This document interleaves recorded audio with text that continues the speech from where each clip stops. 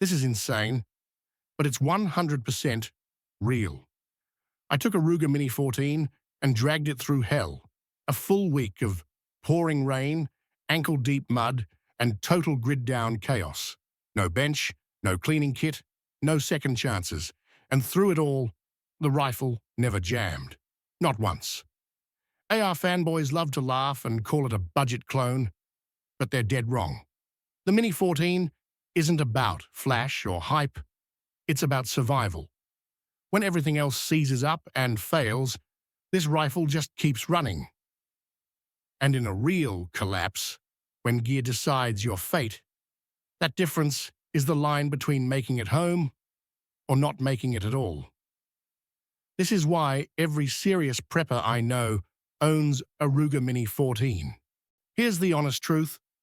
Preppers don't pick the Mini-14 because it wins magazine spec wars.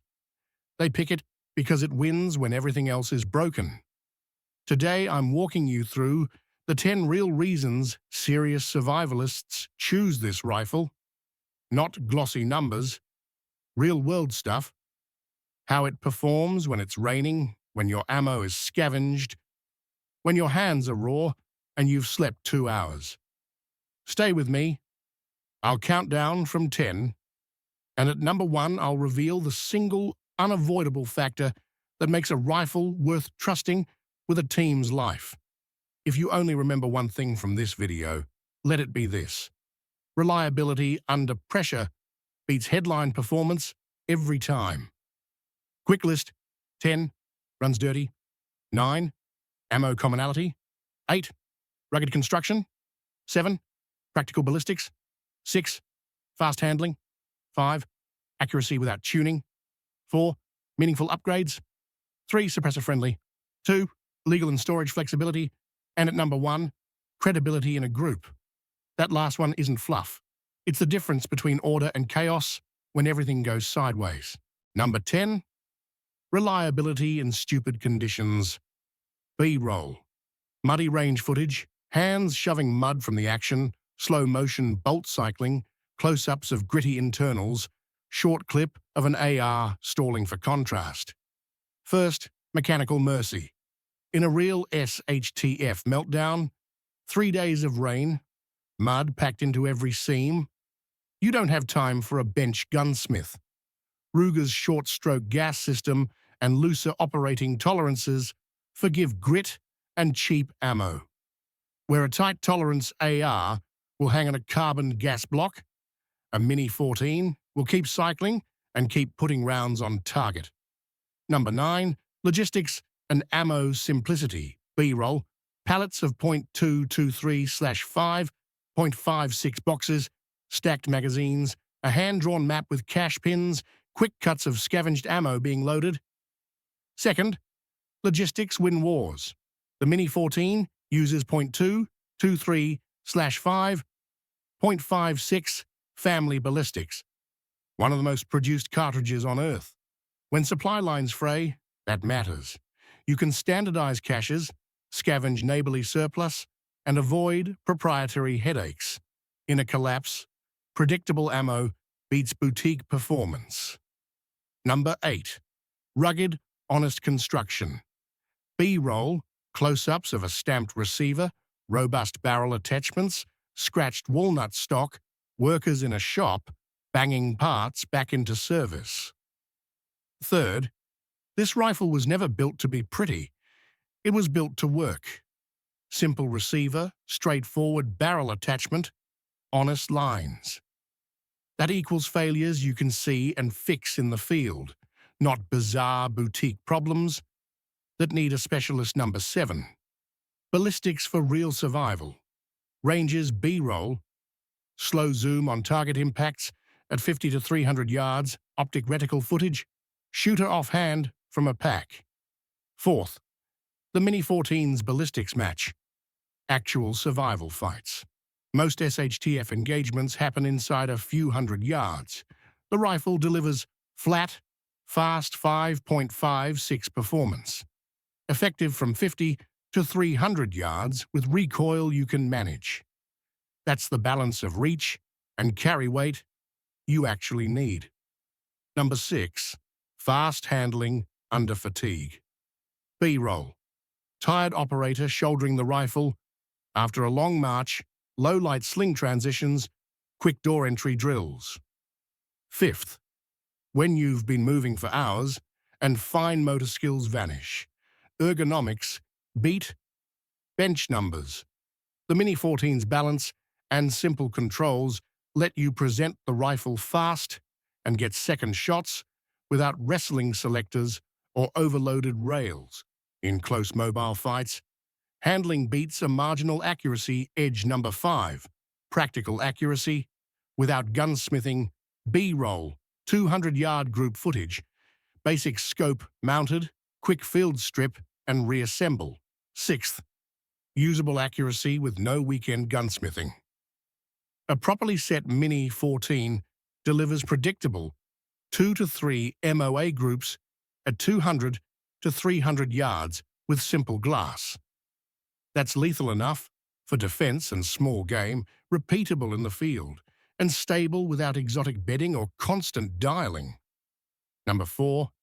Aftermarket upgrades that actually help. B-roll, swapping a modern polymer stock, bolting on a low-mid power optic, installing a sturdy muzzle device. 7th. Upgrade sensibly. The Mini-14 benefits from focused mods, reliable optics mounts, improved sling points, and robust muzzle devices. These increase reliability and carrying comfort without turning the rifle into a fragile, over-engineered project. Number 3. Suppressor compatibility and signature management. B-roll, fitting a can, suppressed shots, teammates reacting in confined space. 8th. Suppression matters. The Mini-14's gas and barrel profile adapt to suppressors cleaner than some direct impingement ARs when properly tuned. That gives you lower auditory signature and less concussion for teams in tight quarters, crucial for night movement and stealth work. Number 2. Legal and storage flexibility. B-roll, rifles packed into discrete caches, closet storage, travel cases labeled for transport. 9th. The Mini-14 fits a lot of legal and practical boxes. Stock options and common calibers make it easier to own, store, and deploy across jurisdictions. For preppers, less legal friction equals more usable plans. Your caches can be deployed without instantly becoming a legal nightmare. Number 1. Credibility and trust in group survival. B-roll, small team at dusk, leader assigns roles, hands rest on rifles, faces nod in approval. Number 1 needs not a performance spec, it's credibility.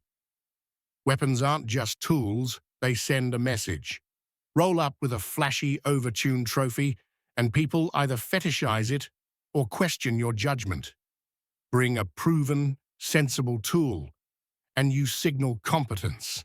The trust keeps morale steady and teams functional under pressure. In survival scenarios, organization and calm often win where raw firepower doesn't. Watch this: mud jammed into every seam, grime caked on the bolt, rain still dripping off the stock. Feed a Mini-14 a mouthful of filth, and it keeps doing its job.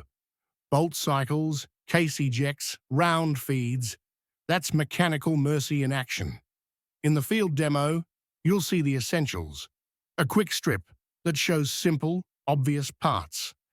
Not a step-by-step teardown. A comparison cut that contrasts an AR store with the Mini-14 still cycling, then a rapid before-after sequence where we drop on a modern optic and swap to a tougher polymer stock. Suppressed and unsuppressed shots play back-to-back to demonstrate signature differences, and a clean 200-yard group closes the sequence. This rifle isn't a trophy. It's a working tool you can trust under stress. Now let's lock those lessons into a plan you can actually use. Recap. The Mini-14 is simple, durable, forgiving, logistically sensible, and shockingly capable in the places preppers actually fight. It's not about headline numbers, it's about reliability when everything else falls apart. If you're buying one for survival use, do 5 practical things. First, buy a reliable factory or proven rebuilt receiver. Provenance matters. Second, fit a simple low to mid-power optic so you can engage cleanly from 50 to 300 yards without overcomplicating your sight picture. Third, choose a stock that matches your sling geometry. Comfortable carry and quick presentation are tactical advantages. Fourth, train specifically for 50 to 300 yard engagements from real positions. Offer pack from a vehicle and low light. Fifth, if you plan to run a suppressor, test your setup carefully with qualified help. Suppression can be a force multiplier, but requires proper tuning. This isn't about winning internet debates. It's about choosing gear that survives bad days and keeps teams calm. I would trust my life to a Mini-14 in a collapse because I've seen it keep running when others didn't. But trust is earned through selection, sensible upgrades, and relentless practice. Now tell me, would you pick a Mini-14 or an AR for SHTF? Drop your reasons in the comments. I read everyone. If this helped, support Firepower, like, subscribe, and share this with someone who builds kits. Next up, we'll dive into suppression tuning and a hands-on teardown. Don't miss it.